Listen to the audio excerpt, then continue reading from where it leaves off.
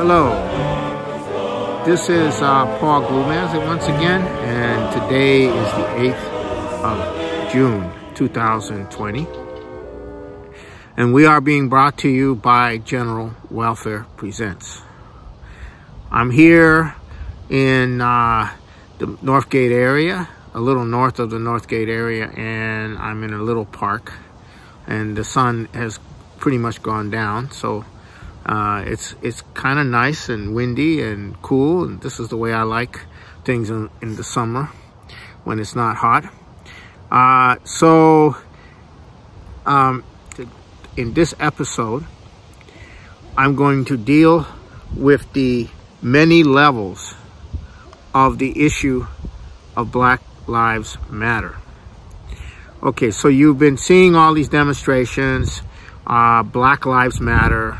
It's about racism. It's about the brutality of the police. And we have to have concern for Black lives. And if you are not concerned for Black lives, then you're not concerned for anybody. And so there's a whole thing being built around this Black Lives Matter. But what is really going on? What is really going on is that there is tremendous frustration, fear, angst, a sense that the society we live in doesn't work, especially now that people are unemployed.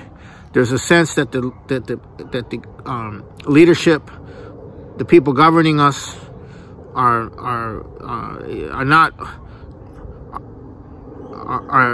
good, and there is always a potential explosion in the population.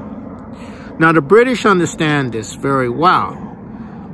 They have been involved in many revolutions in trying to misdirect those revolutions away from themselves, who created this crisis, to some other entities, especially entities that might challenge their power and might change the policies. So this is kind of the way the British have always operated, whether it's the French Revolution, the 1648 Revolution in Europe, to some degree in the Russian Revolution, but Lenin came out on top, not the people that they really wanted, and Lenin didn't do what they wanted. This is true of the 68 uprisings all over the world, 1968, global student rebellion. They all have a basis in the frustrations and the lack of a direction and the lack of future. They all have a basis in some kind of real situation. But how they get manipulated and how they get used is the issue. Now, so underneath the Black Lives Matter demonstrations which are going on, there is a certain rejection of the policies that have governed our society, but they often take the wrong direction. Now, so the first level of Black Lives Matter issue is the following. Does Black Lives Matter apply to Africa? Okay, this is very important. You have 1.2 billion Africans. They are mostly people of color. They're black for the most part. This is where most of the so-called black people live. Okay, they are African. What about their lives?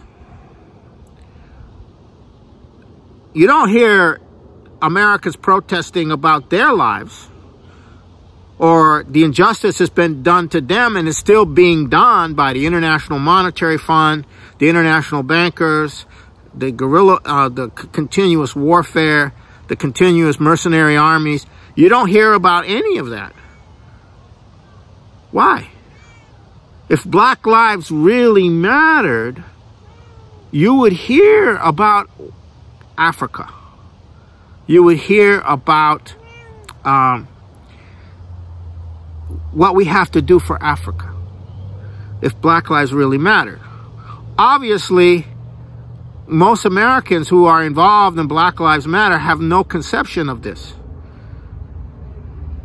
So do they really care about Black lives? And that's a good question.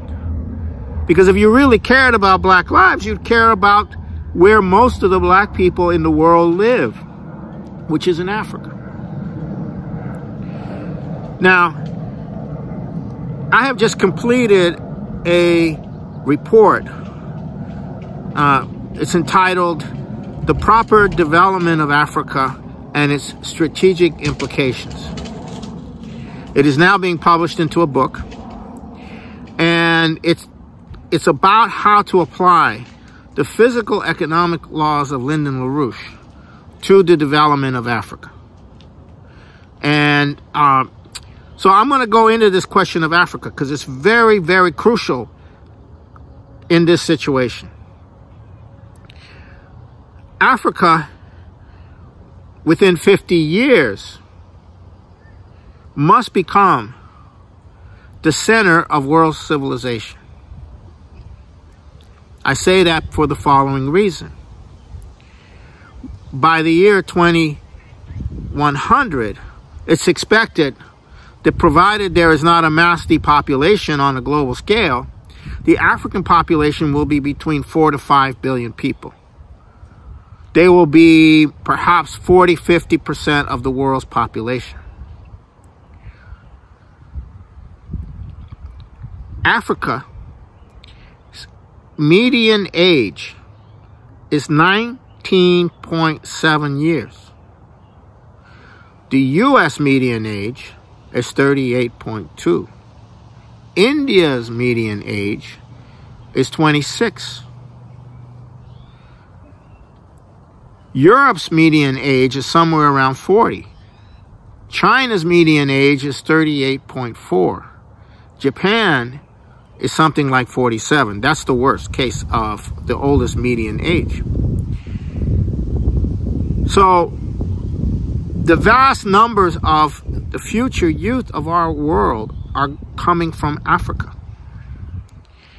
And the current situation in Africa is the following. 10% of all trade between African countries, 10% of all trade of all African countries is between African countries. 90% of all trade of African countries is outside of Africa. So from an economic standpoint, Africa doesn't really exist. It's either a part of Europe, which is the biggest, or a part of the United States, or a part of India, or a part of China or Australia or whatever. But Africa is not developed. And what does it mean not to be developed? Well, first of all, it means you don't have transcontinental transportation systems. If you don't have transcontinental transportation system, mainly rail, and today it would be high-speed rail, you don't have a way of going from here to there. If you don't have a way of going from here to there, then you can't get things from here to there. And if you can't get things from here to there, it is a lot easier to have them go from the port out to somewhere else and to bring everything in from somewhere else into the port around which your African nation exists. And then if you don't have enough infrastructure to go from the port to the interior of that country, what you end up having is people congregating in the cities. You don't have development in the rural area. For what point will an African farmer farm if there's nowhere to send the food to other than the people who are going to eat it in the local area? And if there's no point for a young African living in that African community, when they have a cell phone and they can see what's going on in the world, for them to want to even stay and farm. An example of this is the average age of an African farmer in Ghana is 47 years. So the Africans are not self-sufficient in food production. That's partly because the International Monetary Fund prevented their development through structural adjustments. Now the Chinese have put together a plan with the African Union to have 6 east-west corridors and 4 north-south corridors. These are transcontinental corridors, and their idea is to have them completed, the entire intercontinental system of 74 rail links, completed by the 100th anniversary of the founding of the African Union, which was in 1963. So it's called Vision 2063. But China cannot do it on its own. China started the process of building these infrastructure, beginning to build these rail, but you have to build the entire line, and then you have to go through a lot of countries which are being destabilized by mercenary armies and so forth and so on. Without that, Africa cannot develop. Electricity. You have to understand, electricity is absolutely crucial. You can't have much production also without electricity. Electrification of rural America under FDR transformed our agriculture. If you want Africa to be self-sufficient in food, you have to generate the electricity. The Congo River has the potential of generating, through its tributaries, 80 gigawatts of power. But it's being blocked by the financiers. It's being blocked by the so-called environmentalists who are very concerned about the effect of high-power transmission lines and are concerned about certain species of you-know-what. And then South Africa is playing a very key role in this, since they have the most industrial development of all of Africa. They would be consuming a lot of this power. There's an attempt to prevent them from helping to finance the building of the primary dam that is needed right now. That would initially provide 4.5 gigawatts of power. So that's another example of Africa. Africa is, each African nation's boundaries were not the boundaries of the existing ethnic groups and what have you. These were different ethnic groups, different rival ethnic groups, different things, different tribal ethnic. So people's identities are in the tribal, in the ethnic group. And they have not just officials, like government officials, elected or whatever, however that works. They also have tribal officials. They have tribal leaders who play a considerable role in that society. Now, in order for Africa to develop, they must mobilize military brigades of youth in construction brigades, engineering construction brigades, like the Army Corps of Engineers. They must create a cadre of engineers and mobilize put these young people into brigades. And that's the only way they're really going to be able to do it.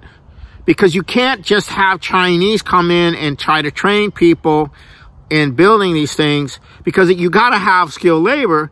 It'll take forever to build these things. The Chinese will have to come in and sort of mostly build it themselves, which they can do very fast. But that's not going to solve the problem of creating a nation. You create the nation by bringing the people, all of the youth of these tribes, into a military formation to build and develop the skills. We did this with the CCC in the U.S. during the Depression. This is very important. Now, you have many child armies, or you've had many child armies. They shouldn't be in child armies. They should be in construction armies. And that's how you actually create a nation, because you bring all these different groups together, all these different tribal people, and they get to know each other.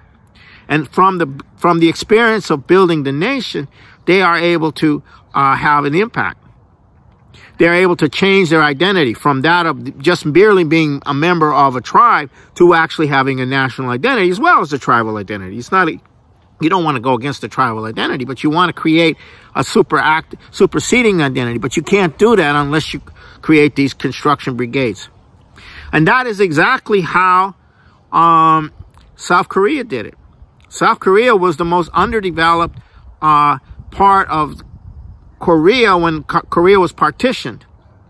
But it became the only smaller nation that fully industrialized, because they rejected the International Monetary Fund, they rejected the international bankers, and they conscripted a large part of their uneducated or unskilled youth into brigades. And they built, the first thing they did was build the infrastructure with these brigades. And they financed it themselves. Just like Egypt has recently financed the doubling of the Suez Canal with their own credit and putting their youth into those constructions. That's the kind of thing that each African country has to do if they're going to be able to create a nation. And out of that will come engineers. And it's the engineers who will be the leaders of that society, the ones building that society. And that's how it works in China as well. That's what basically China's been doing recently. And in China, it's hard to be a leader in China without having an engineering background. Engineers in the United States are not the leadership. It's mainly lawyers. It's not engineers. But the United States is also going to have to do something like that in the near future. Once this whole financial system is wiped out, and provided we survive, then you will see a massive infrastructure program, and we will have to mobilize millions of American young people into these kind of projects, including the space program and so forth. So this is what the real meaning of Black Lives Matter. If Black Lives really matter, this is what you have to do. But you can't be for Black Lives Matter and not be for development. But how many of these people demonstrating are for population reduction, are for green, solar, wind, which doesn't work? How many of them are for nuclear? If they're for nuclear, they could say, yeah, Black Lives Matter. We want to build nuclear power plants in Africa. Yeah, that would work. So there's another level to Black Lives Matter. And that's called George Soros Matters. Because that's where most of the money to create Black Lives Matters come from. So that's the second aspect of Black Lives Matter. It's George Soros's money matters. And this, again, is how the British have manipulated situations. And they're using this current situation around the murder by a police officer in Minneapolis as the fulcrum for unleashing the pent-up frustrations and desire for something different in the population. I'll go into the question of how this works in two situations briefly.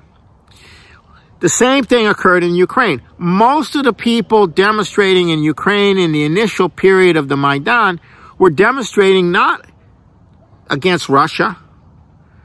They were demonstrating against corruption in the society.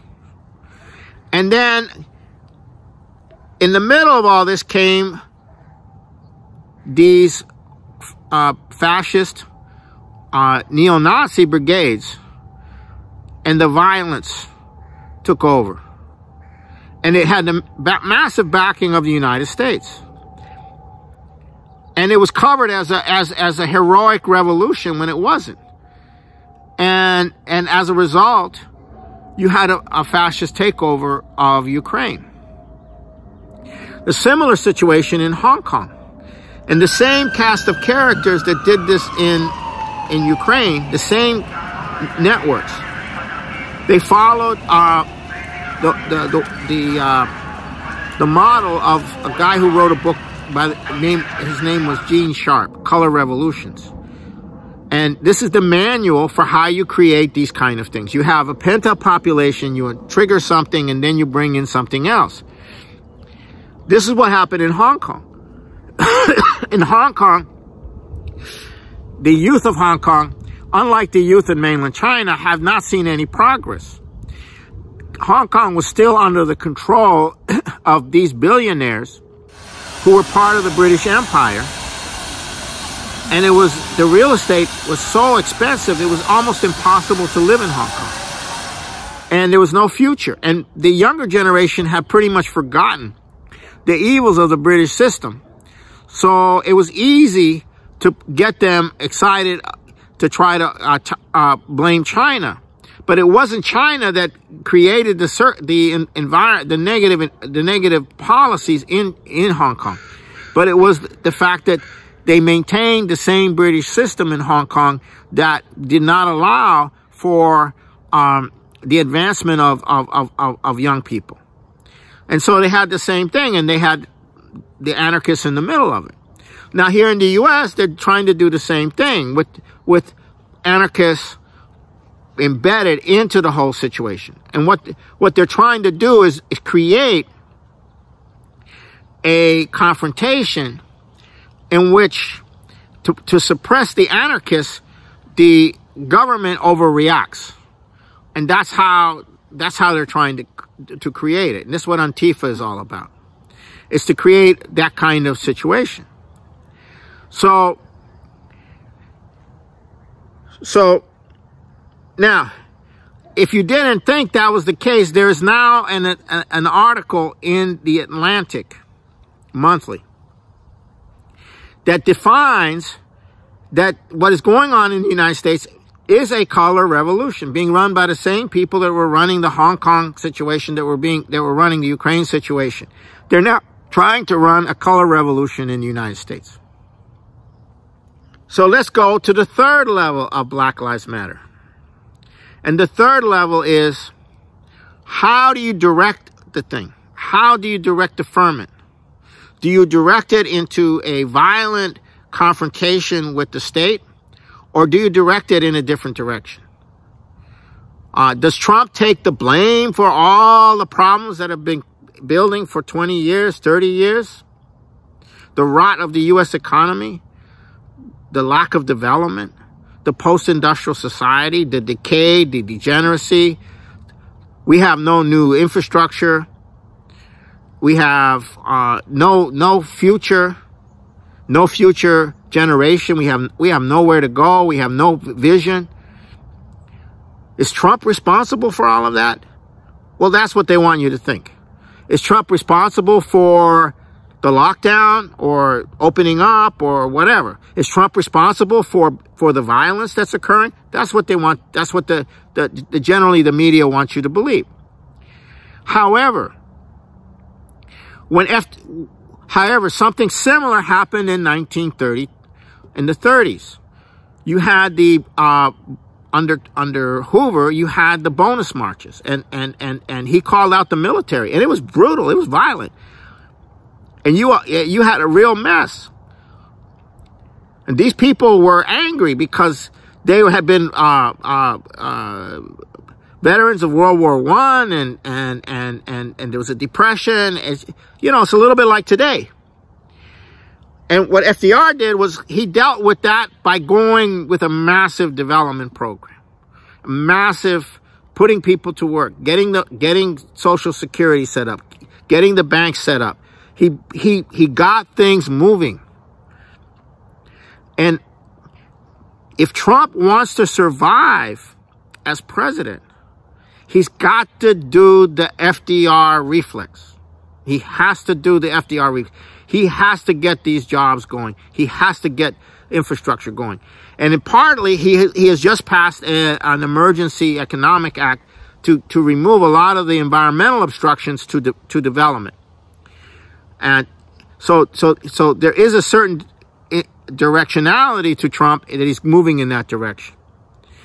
On the other hand, he's also gone for a vision of space, a future, because that's where the future really lies. It's in the science and technological development and its spin-offs for us in the development of a space program, which is beyond experiments, but actually accomplishes getting to the moon, establishing a base there, and so forth. That's going to be key. The fact that we have begun that process under Trump is also a key to create an orientation to deal with the crisis, to deal with the crisis. So the ferment in the U.S. population is real. The question is, how will it be directed? How will it be directed? And that is essentially what the issue of this presidential race is going to be. Will the issue of the presidential race be racial relations and how bad certain people have been treated historically, and the fact that, and that's it, and people just protesting and being violent and going off in the environmentalist direction, going off in this direction, going off in that direction? Or will it be met with a commitment to economic development and a drive for economic development? And that's going to be the key to this election. And there's a little less than 5 months ahead, and that's going to be the issue, and that's where it's going to stand. Either the nation is oriented towards development, and only in that way can you deal with the ferment. Can you deal with the ferment? And so, and only in that way can you create enough support for the future that the ferment won't tear everybody apart. The ferment won't be played in such a way as to destroy the society. And that's pretty much where we are. So we've done 3 levels of Black Lives Matter. And yes, Black lives do matter. Every life matters. But especially Africa. The lives of Africans are probably the most important lives in the world today, because that is where the future is. The development of Africa will define whether humanity survives or not. That's the ultimate Black Lives Matter.